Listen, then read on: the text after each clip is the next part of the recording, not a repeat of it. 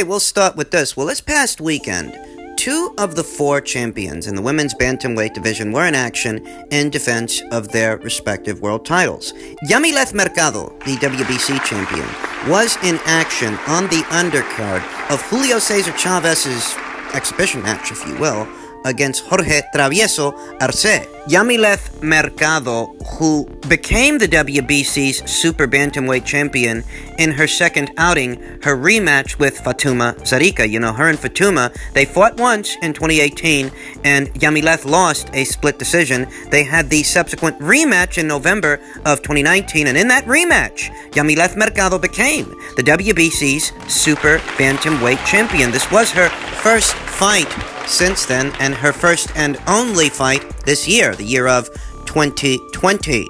Took to Twitter earlier today, and I saw that people over there at Thorslund Promotions were asking the fans who would they like to see Dina Thorslund fight. Dina Thorslund, who was in action this past Saturday in defense of her world title. Both champions emerged successful in their last outings. Dina Thorslund of Denmark, who has been the WBO's super bantamweight champion since August of 2018. She has since defended the title 3 times, and I happen to think that if the people over there at Thorslund Promotions want to put Dina in a meaningful fight, if they want to know what the fans want, what this fan wants to see are unification matches, per usual.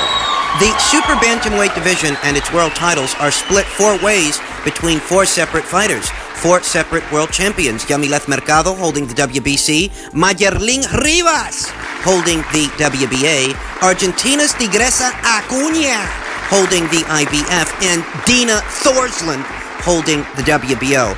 I think a unification match is just what the doctor ordered. Nisse Thorslund of Thorslund Promotions very recently played with the idea of having Dina defend that WBO title against Rachel Ball. And, you know, it's a good fight. Yeah, I'd watch it. But I don't think that beating Shannon Courtenay should translate into a world title shot, a world title opportunity, as Shannon Courtenay was but a prospect, an up-and-comer who had not yet crossed into contender status. I mean, if they make the fight, I'll watch the goddamn fight. It's a good fight. It is. But I happen to think that for Dina, who's defended the WBO title 3 times already, I happen to think that it's about time she start looking to unify the division. I think it's about time that the world titles in the super bantamweight division be consolidated.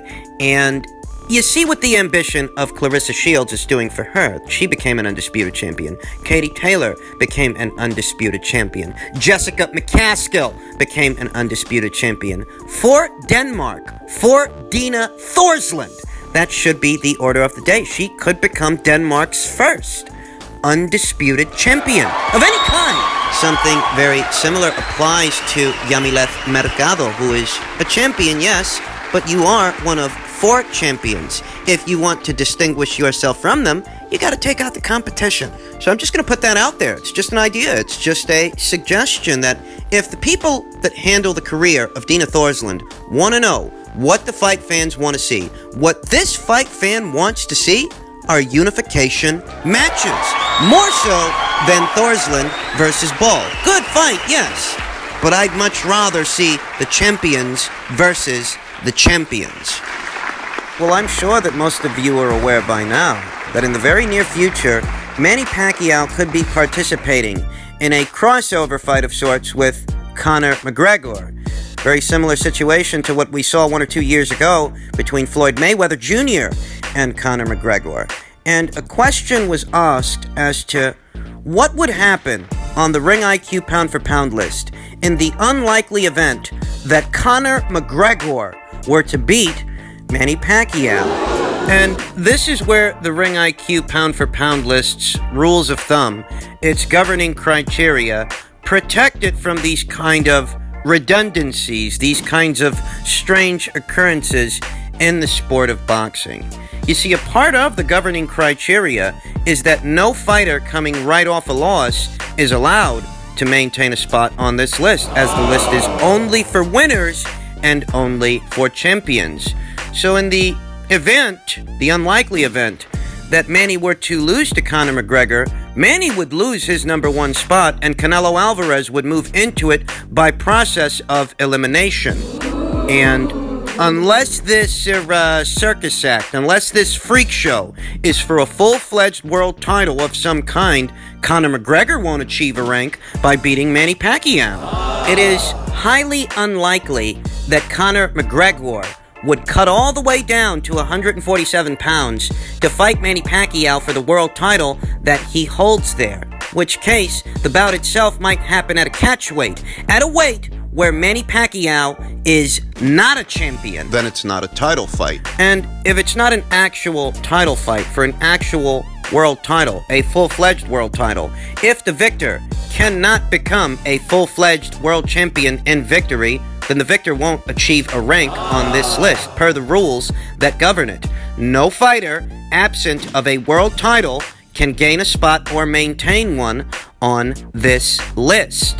The only way that Conor McGregor can fight for a full-fledged world title that would make him a bona fide world champion in the sport of boxing is if he cuts down to the welterweight limit where Manny Pacquiao holds the WBA. Super! But if these guys fight at some kind of fucking catch weight, 148 or 149 or 152, whatever, Manny don't hold no world title in the junior middleweight division.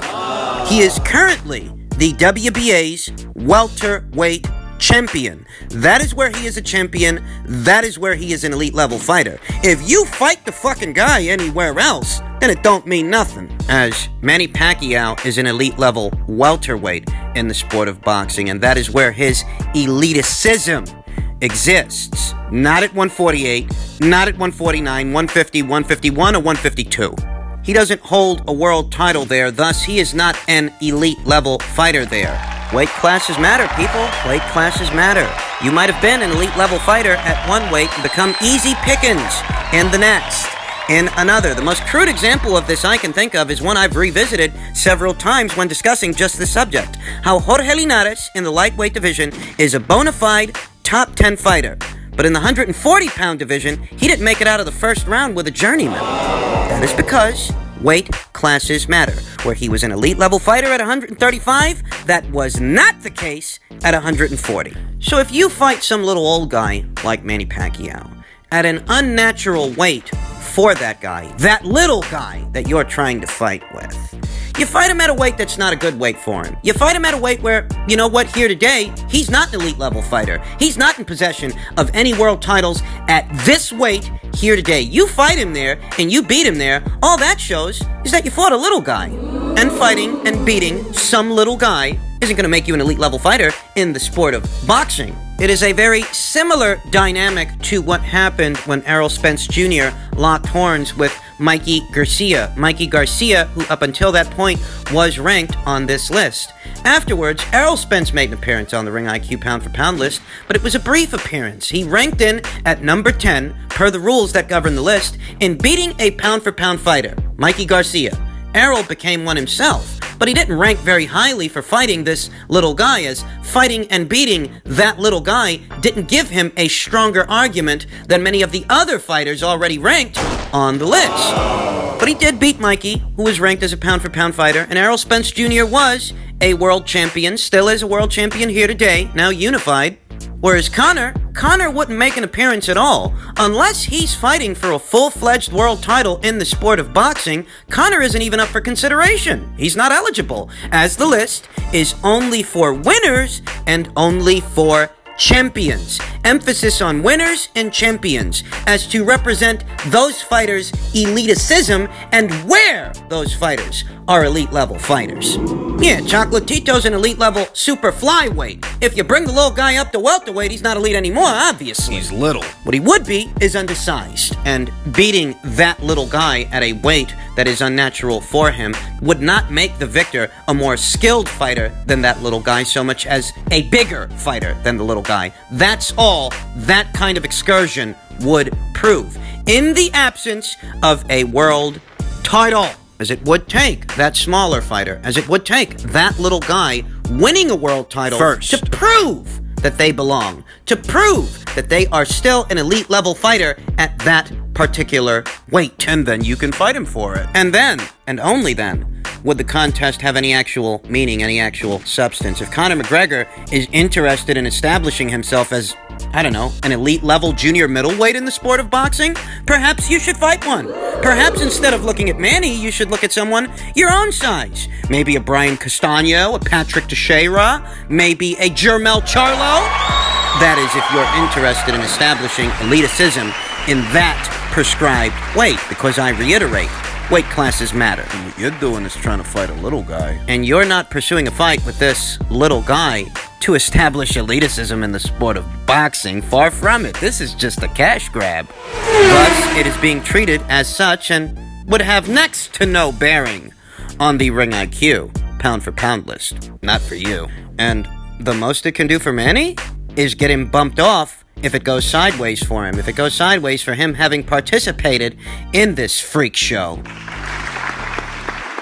And finally, Leonard Ellerby had this to say in reference to Jermall Charlo's victory this weekend over Sergey Derevyanchenko. He says, Jermall Charlo is the best middleweight in the world right now. Right. Jermall's style is all wrong for Canelo, of course. They would never put him in there with Charlo. I don't think Canelo goes anywhere near Jermall. He's an animal. And this is based on Jermall Charlo beating Sergey Derevyanchenko this past weekend. The Sergey Derevyanchenko, who was already beaten by Daniel Jacobs, except when Danny did it, Sergey was undefeated. Whereas the version of Sergey Derevyanchenko that Jermall Charlo locked horns with was a twice-beaten, 12 months inactive Sergey Derevyanchenko. And this is why Canelo should be shaking in his boots. Hey, instead of taking care of Danny Jacobs' sloppy seconds, why don't you fight Danny Jacobs and make a statement against that guy? That certainly would communicate more about Jermall's eliticism than beating a guy that he beat when he as in Danny Jacobs, was beaten by Canelo Alvarez. I mean, you're not even fighting Canelo's sloppy seconds, you're fighting Daniel Jacobs' sloppy seconds. These guys are acting like they beat Gennady Golovkin on Saturday. I mean, I can't even call this a triangle theory because Canelo Alvarez didn't fight Sergey Derevyanchenko. He fought the guys that beat Sergey Derevyanchenko. And this is supposed to put Jermall Charlo on the level with Canelo Alvarez? Listen, I'm not a Canelo Alvarez fan. I'm not a Canelo Alvarez cheerleader or sycophant. But these statements, they really are ridiculous. He beat a guy who was coming off a loss. I don't give a shit how you fucking scored it because you ain't the judges. How you score a fight don't determine the outcome. He beat a guy who was coming off a loss on paper in what was a physically taxing fight 12 months ago. So all of a sudden, Canelo Alvarez has got to worry about Jermall Charlo? Yeah, break. This is what I like to call the celebration of mediocrity.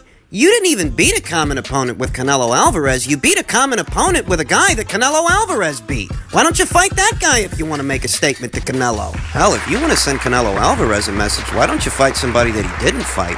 Why don't you take care of Demetrius Andrade? Why is it that when Jermall was offered a multi-million-dollar payday to fight that guy, he chose to go the other way? Why is it when he was asked by the boxing voice to take care of that guy, Jermall said he'd rather go up in weight than fight that guy, yet he hasn't still gone up in weight. And what he has done is fight a guy that Daniel Jacobs beat already. Daniel Jacobs, who's been beaten by Canelo Alvarez.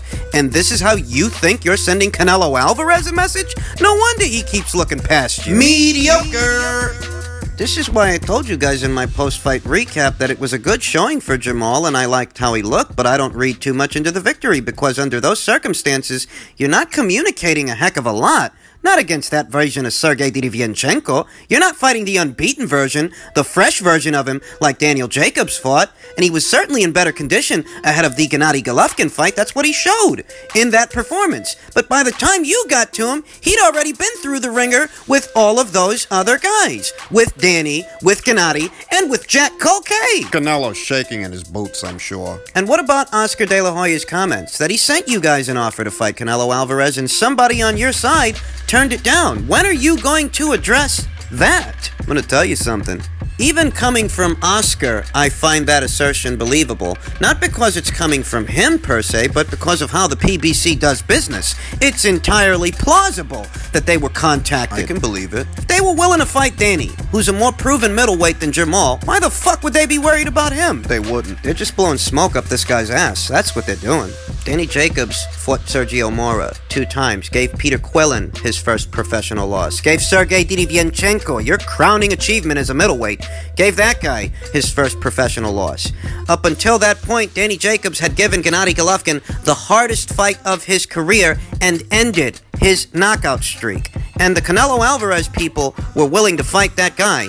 What the hell has Jermall Charlo done, had he done, in the middleweight division up until that point that they should be worried about him? What has he done in recent memory? You beat Sergey who got beat by Danny, and Danny who got beat by Canelo? And that's not even a triangle theory, as Sergey is not a common opponent between Canelo and anyone else. Canelo fought the guy that beat Sergey. You're playing catch-up with the guy that Canelo beat. And you think you're on the level with this guy based on this weekend's fight? Why don't you give it a rest? You beat Sergey, and Sergey's all right, but he was coming off a loss and 12 months of inactivity. Those are the facts. Those aren't anecdotes. Those aren't opinions. That's the truth.